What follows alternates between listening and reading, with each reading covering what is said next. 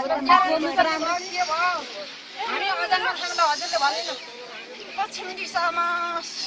हजुरलाई भन्नु घुमफिर गर्न आमा छोराछोरी हजुर घुमफिर गर्न गएको बिच बाटोमा हजुर एउटा मर्दले हजुर देख्यो दुईजना मर्द तीनजना मर्द भएर मेरो बाउलाई मारो हामी बिचल्ली परेछौँ हामी मन्दिरमा छैनौँ रुँदै हिँड्दै डाँडा पाखा हिँड्छौँ हामीलाई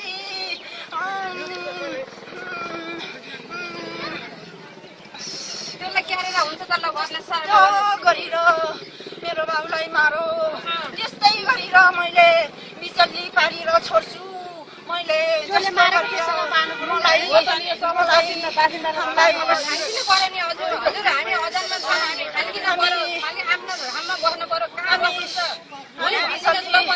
हामी बिचल्ली परेछौँ त्यस्तै बिचल्ली पार्ने छु मैले कन्ने केटा कन्ने केटी नखै छोड्दैन मलाई जस्तो गरेर हामी बिचल्ली परेछौँ त्यस्तै गरेर मैले पनि बिचल्ली पारेर छोड्छु मलाई जस्तो गरेर रुवाए उस्तै गरेर म रुवाइदै छोड्छु पुरा जमिन ध्वस्त पारेर पुरा ताल बन्ने छ हजुरलाई भन्दिन थन्काइदिनु हजुर थन्काइदिनु हजुरको पर्सन परेर हामी दसम्म जोडिराख्ने कोसिस तपाईँ एकजना बिचल्ली पर्नु होइन त्यत्रो जनतालाई बिचल्ली पार्छ भनेर नि मेरो बाउलाई चोट लागेको भए मैले माफी मागेर मान्नु थिएँ मेरो बाउलाई मारेर फालो मैले पनि माफी माग्दैन म माफी मागेर नि मान्दैन मैले ध्वस्त गरेँ मैले ध्वस्त गरेँ होइन त्यस्तो गर्न पाइएन अब मारे हेर्नुहोस् कुनालाई त्यो समातेको उसैलाई ल्याउन पर्यो यहाँ हेर्नु त्यसलाई पनि गतिलो छैन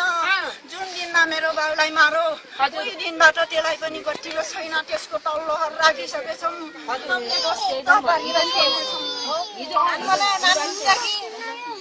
खान बनाउनु पर्यो हजुर ल भन्नुहोस् कहाँ बस्नुहुन्छ तपाईँले त्यही भनेको हामीले सपना आर्छौँ हेर्नुहोस् अब पञ्चमी आइस हेर्नुहोस् खुसी रहनुहोस् यस्तो नबनायो हामी राति गइरहेको छौँ ल भन्नुहोस् खान बनायो मान्नुहुन्छ हजुरको सेवा गर्ने